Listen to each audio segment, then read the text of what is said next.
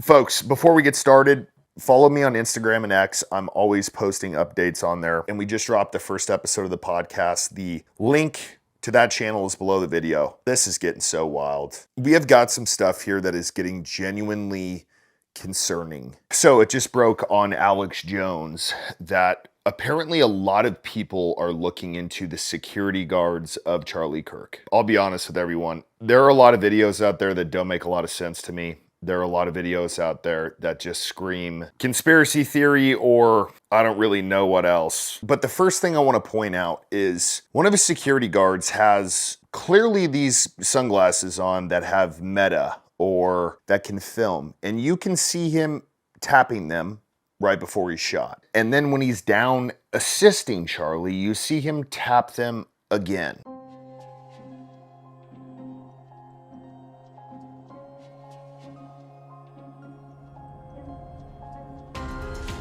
What exactly could you be filming? The crowd? And then if it was because you thought something was going to happen, then why did you stop when he was on the ground? Like, this stuff just doesn't make any sense. Now look, there is a video out there and it's circulating X like crazy of a theory that Charlie's mic exploded and that's what caused the incident. I don't know enough other than the breakdowns that I've seen on it so far don't prove really anything. It'd be possible. I thought maybe like the bullet went through his neck and you could see it protruding out the back of his spine. So I thought maybe that the force, even though the bullet didn't get through, it was just such a rapid force in the back of his neck that somehow it snapped the chain. But the chain breaks in the front. So how does the chain break in the front and then go off backwards over my ear? That was the one part I could never figure out. Okay, so we have the chain breaking, we have it blowing off over the back of his head, and at the same time now we have evidence that's showing some device on Charlie's shirt that looks like it gets detonated, and you see this huge puff of air blow up his shirt, while at the same time, that was the first video that we seen where you could actually see, like it looked like a little cloud of smoke, a little cloud of air. I don't know what that was, but it was coming out right from under his shirt, exactly where that microphone was. Now, John Bray has been analyzing this, and let's just put up this post by John Bray. So first of this picture here, John Bray, based solely on my analysis of the two angles of the events on September 10th, I have come to the conclusion that this is the object that struck Charlie Kirk in the neck. Now, what is that? Now, it could be a DJI microphone or a Rode microphone, which is just magnetically clipped here. I'm just going to show you some footage I filmed a few. To me, everything points to it still being a gunshot. If his mic exploded, it wouldn't just be one hit to his neck. It would be all over the place. But it's still a possibility, and the reality of this is the FBI is causing all of this. They're causing all of us to say, hey, maybe it's not this simple. I mean, maybe there's a whole bunch of weird crap going on that we haven't been able to figure out. I mean, that's kind of what it seems like to me. Now, there's another video that surfaced that to me is probably the biggest telltale sign that there is something really weird going on here. So when we see all of these guys working on Charlie, why isn't there blood on their hands, right? But if you saw the video, you saw the sheer amount of blood coming out of his neck. The first thing you do when there is any kind of artery hit or any kind of crazy bleeding is you apply pressure. And if you don't have anything, you're shoving a thumb up there, you're shoving a thumb in the hole, something. But you're telling me that all of these guys who are working on him don't have any blood on their hands? Really?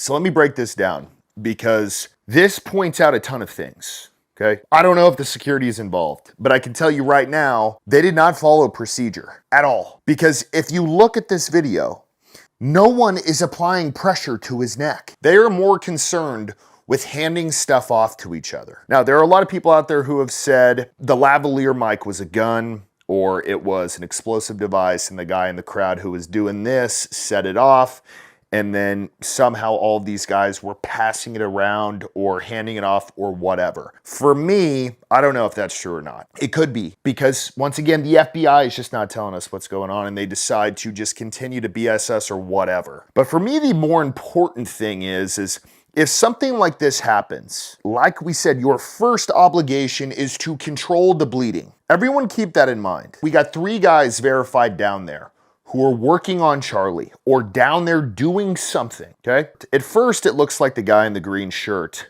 potentially has hands on Charlie and is attempting to stop the blood, okay? Then as we go further, one of the guys gets up, the guy with the sunglasses on goes here and looks like he either shuts the camera off or adjusts the sunglasses. This is all very nonchalant, by the way.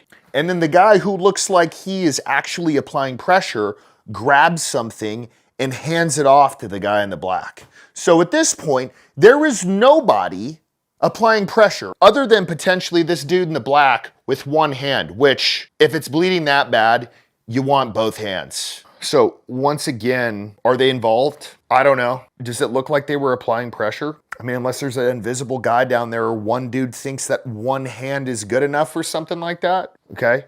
But then everybody moving their hands around, right? Like for example, the guy in the green who initially has both hands down there and then goes and hands something off. Why wouldn't we see blood on his hand? You're telling me they just had a heap of towels down there and nobody has blood on them? I don't want to call foul play specifically on these guys, but it is very, very hard to believe that there is no blood on any of you, especially with being able to see your hands, handing shit off, moving around, adjusting your sunglasses, no blood. I mean, did y'all just let him bleed out right there? It's a question that has to be answered. Here's the other really weird part. Usually when something like this happens, it's a crime scene and they're not really messing with the scene until everything has been figured out. There is a video of Charlie when he's on the ground pointing up. I think that's the last thing he ever did. Whether it means something or not, I don't know. But where the whole thing actually happened, they are doing some really weird construction right now. They're like redoing the roof. They're redoing the roof that he was pretty much under or somebody could have been at.